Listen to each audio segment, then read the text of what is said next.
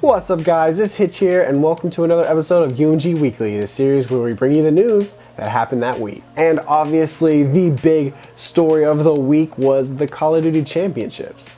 So as you guys know, it was an amazing event.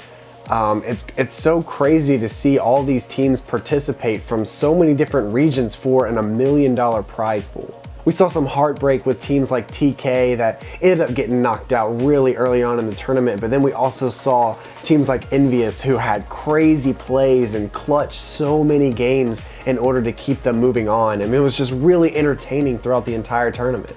And if you didn't respect Complexity before this tournament, you have to now. Their teamwork and their pure skill at this game and the previous Call of Duty is just so amazing. It's so much better than pretty much any other opponent. You can just tell they have the talent for it. They practice more and they wanted it more. I mean, Crimsix tweeted something this weekend saying that, you know, he played this whole last year, he played Call of Duty with the Call of Duty Championships team pass from last year right in front of him because he knew how much it meant that he lost it last year and he wasn't going to let that happen again. And people say Envy is such a good team because they don't have that one standout player. They're such a solid team. And you could say the same about Complexity. Complexity doesn't have a standout player. They are all standout players. And so it's crazy that we saw Complexity and Envious in the finals because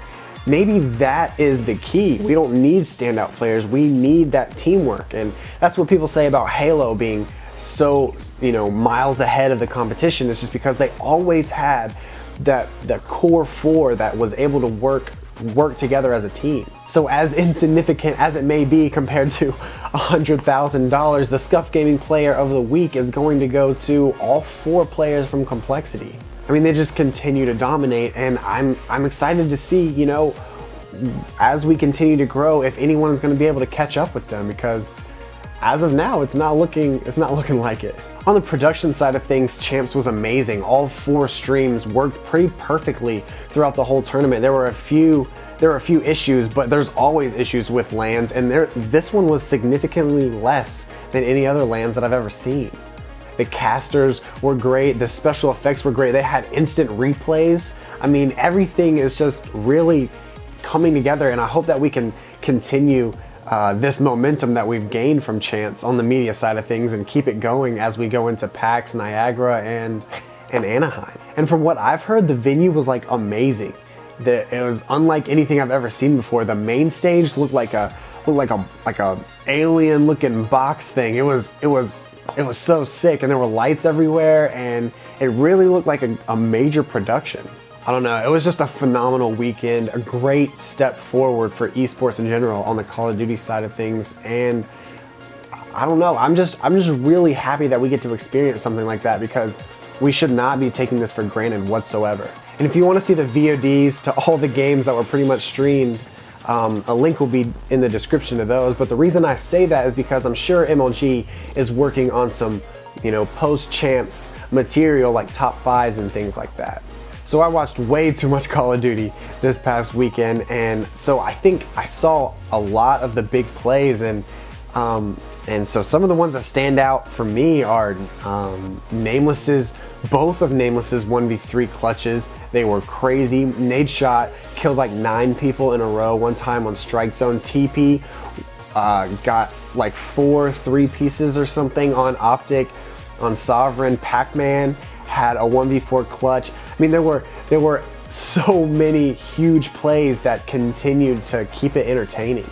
And the last thing about Champs before we move on, and there were some teams that really impressed not only me, but pretty much anyone that was watching the tournament. I mean, of course you have Optic, and everyone seemed to be doubting them coming into this tournament because they haven't really placed that well in tournaments in the past, but they show that they can compete with the best of them. They came the closest to beating Complexity out of any other team in that tournament. And then you have teams like T1 Daughters, the Australian team that pretty much tore through their pool play, beat FaZe in pool play, and then beat FaZe again in bracket play. I mean, they're a really solid squad, and also Team Revenge, the Canadian team, they placed in the money. Rise, the team that qualified as Living the Dream, they placed in the money as well. And it's just awesome to see all these teams that are just coming out of nowhere.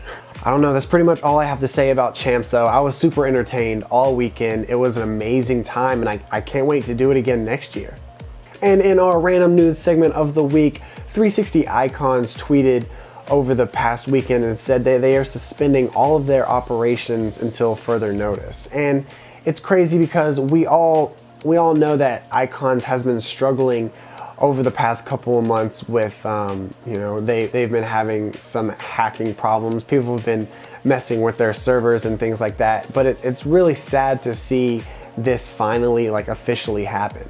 If you don't know what 360 Icons was, it's basically a tournament page, also a forum page, also a place that anyone in esports could just come together and talk and learn some things from other people. It was a really, I mean, it really helped us through the times when we didn't have these big company support. It helped us through Modern Warfare 3 and the beginning of Black Ops 2. So a tip of the hat to Ego and all of the people that run 360 Icons and have all this history behind it, because it really does mean a lot to where we are today. And I hope that eventually, you know, they can come around and we can see a rebirth of Icons in the future.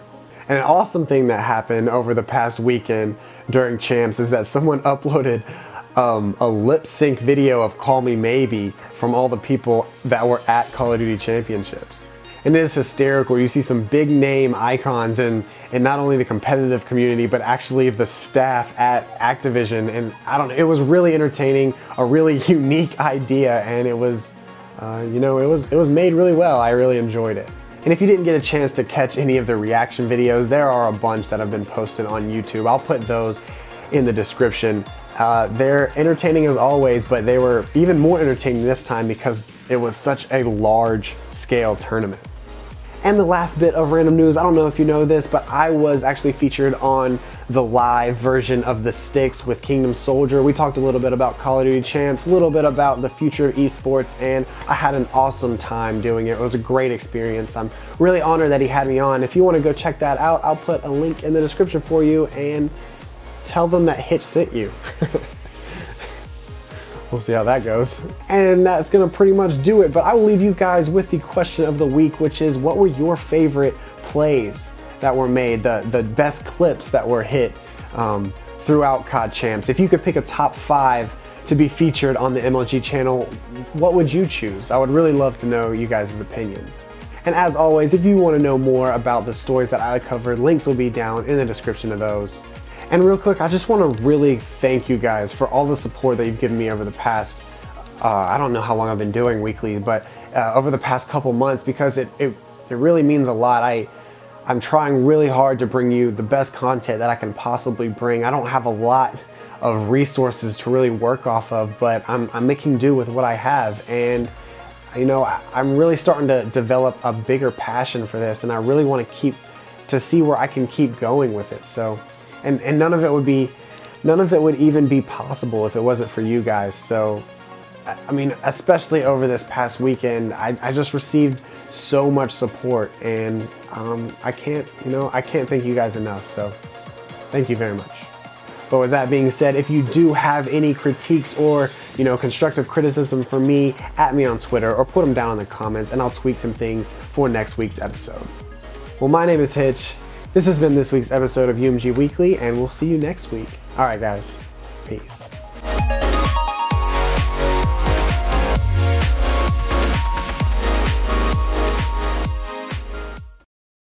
Question of the week, which is, what was your top 5? Like, if you could help pick a top 5 plays from Call of Duty Champs with like the MLG channel or whatnot, what top 5 would you pick? What 5 plays, or just list some plays that actually stood out to you? I would really like to see you guys